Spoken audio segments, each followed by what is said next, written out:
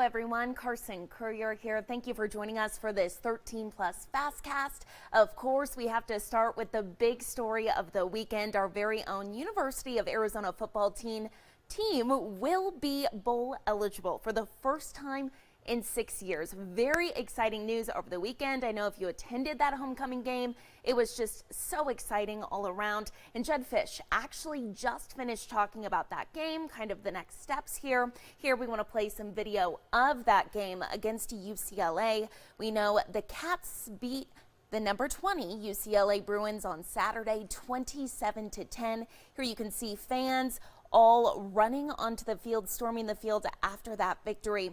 This is the team's third consecutive win over a ranked opponent, beating both Washington State and Oregon State. This win also makes the Cats bowl eligible for the first time since 2017.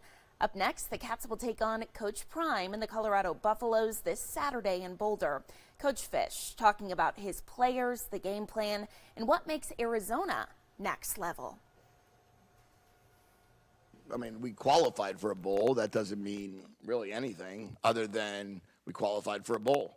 It wasn't the last game of the year. It wasn't that we were 5-6 and, won the 12th game to get to a bowl game. And then we go find out the next 2 days later where we're going. Now we go play Colorado and we try to get to 7-3.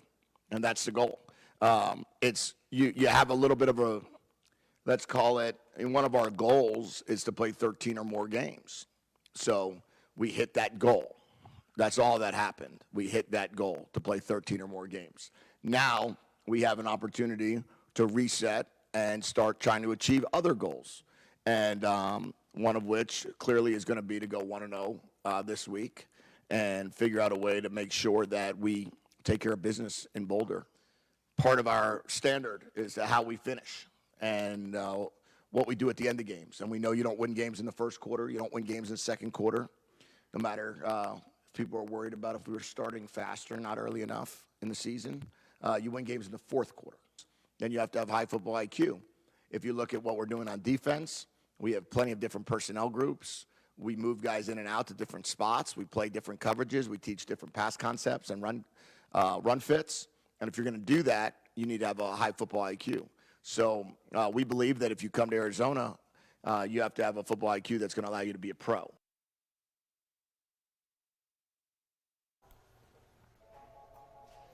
Turning now to some national news. Former President Trump just finished testifying under oath in New York as part of the civil fraud trial against him. The $250 million lawsuit alleges Trump and his co-defendants committed fraud by inflating their assets to get better terms on commercial real estate loans and insurance policies. This is a civil case, not a criminal case, but could have some pretty big implications for Trump's business. The New York Attorney General is seeking to bar Trump from doing business in the state and dissolve his companies. The testimony got pretty heated. At one point this morning, the judge told Trump to stop making political speeches and just answer questions. Trump has been questioned about the value of multiple properties, including Trump Tower and Mar-a-Lago. When the court broke for lunch later this afternoon, Trump's team said they were happy with the testimony so far. Trump testified for 4 hours again, just finished in New York. Now the next witness will be his daughter Ivanka Trump on Wednesday. And now to the latest overseas. The calls for a ceasefire continue to grow as the humanitarian crisis in Gaza worsens. According to the Ministry of Health in Gaza, more than 10,000 people have been confirmed dead. On top of that, more than 25,000 people have been injured. This morning, Israel's military says it has surrounded Gaza City, effectively splitting the Gaza Strip in half. It also reported carrying out about 450 airstrikes on Gaza overnight. Israel reportedly opened a 4-hour evacuation window for civilians yesterday, which has just worsened the humanitarian crisis there. And happening today, if any of you have ever been at this intersection or had to sit and wait for this train, I know there's dozens of trains a day here. This is near I-10 in Cortero. Definitely a big issue there. Marana leaders, though, they're looking to hear from you about the I-10 and Cortero interchange. In just hours, the first in a string of meetings for you to weigh in and learn what to expect. The focus is on the train tracks as you get on and off I-10. Dozens of trains pass through here every single day, stopping traffic. There's about $200 million for this project. Now, the meetings switch again, start today. The first one actually happened at 1. Here, I'm going to pull up this so you all can see the meetings kind of later this evening if you want to attend those. The first, again, it happened at 1 at the Highlands at Dove Mountain. Another one is happening tonight at 6. That's at the Marana Police Department Community Room.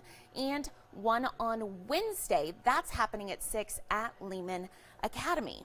Now, the state has thrown in about $10 million to help make this drive a little bit easier. Marana is hoping for $50 million to start planning and to look at any environmental problems and to start design. The goal is to have construction start between 5 to 10 years from right now, so still a long ways away. Leaders say they'd like to see something similar to the overpasses at Ina and Twin Peaks, for example. And happening tomorrow, it is Election Day, and if you haven't mailed in your early ballot, you definitely do not want to do that now. Instead, you can take take your ballot to one of several drop-off locations. We have a list of them right now on our website. Now, we're tracking several key races. Those include the race for mayor and 3 council seats in Tucson. Voters are also deciding on Proposition 413, which would raise the mayor and council members' salaries. The Tucson Unified School District has $480 million in bonds on the ballot, and people in the town of Vail are voting on incorporation. Of course, we're going to keep tracking that for you. We'll let you know the latest out of that election, but again, if you haven't mailed in your ballot, it is too late to do so. You're going to have to go and drop it off at one of the locations. We have that up right now on KOLD.com. And crews are mopping up a wildfire in the Catalina Mountains. Here you can see the Gap Fire, some images here. It was burning just east of Saddlebrook, and it's not growing anymore. Crews stopped its forward progress over the weekend after it burned more than 200 acres. Now, they're still looking into how it started. The Forest Service says you will still see smoke in the air over the next day or two, so beware of that. Again, we'll let you know once that investigation finishes up the exact cause of that fire. But we want to bring in First Alert forecaster Allie Potter today. Allie, hello. Hi. It's hot. No. I'm kind of over it. This weekend was super hot as well. It really was. And unfortunately, that's not going to change today, but later on this week it will. So that's Okay, some so a good light news. at the end of the tunnel. Yes, and then another Got it. warm up on the way. So let's not talk about that yet. Let's look at this first. Let's be positive, right? All right, well, this is not exactly the graphic anyone wants to see either. So we actually broke a couple records yesterday, but today we are possibly breaking some. In fact, today, that forecasted high 92 degrees, that record at 93. And yeah, we would love these temperatures during the summertime, right? Well, it's November, and our average, in fact, is 79 degrees. We're not seeing the 70s. I mean, of course, at night when it does get a little cooler, but right now, 90 degrees in Tucson, 87 for Nogales, 86 if you're over in Benson, 81 for our friends down in Bisbee, 82 for Safford and Sierra Vista, by the way. Taking a live look here at our satellite radar, we are clear, we are dry. Not really even tracking any type of cloud coverage whatsoever. That's going to remain in place for the rest of our week. So a little bit of toasty conditions today and tomorrow, but then we will start to cool on down. That ridge of high pressure has kept us on the warmer side this past weekend. It's continuing, but it's also moving, and this trough is also moving along with it. So what does that mean for us? Well, basically a little bit of a cool down, and we are talking 70s. Yes, so below average temperature. Shocker, I know. But then, of course, it comes those gusty winds. They're going to start to pick up tomorrow around that noon hour. 26 miles per hour, continuing close to that 30 mile per hour range, not calming down until a little bit after dinner time. So do keep that in mind and plan accordingly, especially if you have some light fall decor out in your yard. Tomorrow's forecast, maybe you're going to hit the links. Not too bad, actually. By 10 o'clock in the morning, 78 degrees. By noon, climbing up to 86. Tomorrow's forecast for everyone in southern Arizona, 90 for Tucson, 81 in Sierra Vista, 84 degrees for Nogales, 84 if you are in Douglas.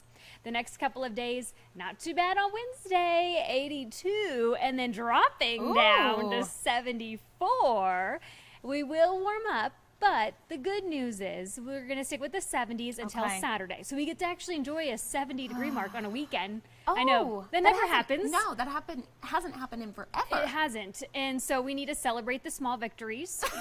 Positive thoughts here. On your Sunday, we will increase to the 80s, but then we'll cool back down later next week. So that's some good news. So it's a little bit of a bumpy roller coaster ride, Yeah. and it does include some gusty conditions, but we have all the decades in this 7-day. Oh, We have the 90s, the 80s, and the 70s. what a nice observation. I guess we have the 50s and the 40s. Oh, and the 60s. We actually have all of them. So we have everyone. Too funny. Oh my goodness. I feel like these are the temps that we were supposed to be seeing last month. Yeah, A little bit. Not pretty the much. 70s so much, but No, more like the lower 90s, Exactly. mid 80s. Yep. So hopefully Yeah. we're just like a month behind. Yeah, we are. Yeah, if you want to put it that Okay. way. Sure, why not? Well, Allie, I'm going to make you stick around for a All right, second. sounds and I good. actually told her ahead of this, I said, how do you feel about ketchup? And she goes, what does that mean? And I said, no, like like ketchup. I love ketchup. Okay, well, good. Do you like pickles? I love pickles. Okay, well, listen to this. Heinz is rolling out a new condiment combining two hamburger staples, pickles and ketchup, for pickle ketchup. And they say the reason why is because the appeal for pickles is at an all-time high. I feel like people have always kind of liked pickles. I don't know what I feel happened like right people now. love or hate pickles. Yeah, I agree. Like my son hates pickles. Oh, really? Hates, I also feel like but it's I love something that pickles. comes with age. No? What, when you're younger, you hate them, and Yeah. when you're older, I don't know. I've always loved pickles. That's Okay. just me. Well, I don't know. like the fried pickles. Ooh, I with feel like ranch? yeah, so Oh, good. so good. Dan Marius, what about you? Would you ever try ketchup pickles? Pickled ketchup?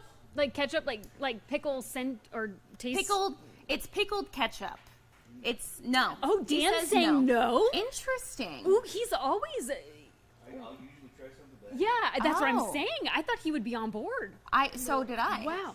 Oh, no, don't Okay. go back now. He's Well, now saying he'll try it. I feel like pickle ranch would be really good. Ooh. Okay, Yeah? Dan gives it a thumbs up. Okay, All right, we're cool. good. Well- we should have a tasting now. Our next You can find it. FastCast will be a tasting. Well, you can't get it till early 2024, but I guess Oh, that's darn just a it. couple of Okay. months away. That's Isn't true. it crazy to think of that? Hopefully we'll have some good temperatures by then.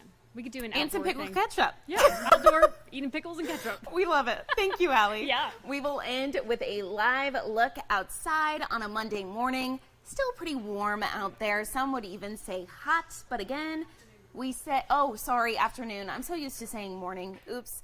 It's a Monday, folks. It's okay. Enjoy it though, and it's going to get a little bit cooler later in the week, so stick it out. There is a light at the end of the tunnel. Thank you all so much for watching. Tune in at 7:30 for more news.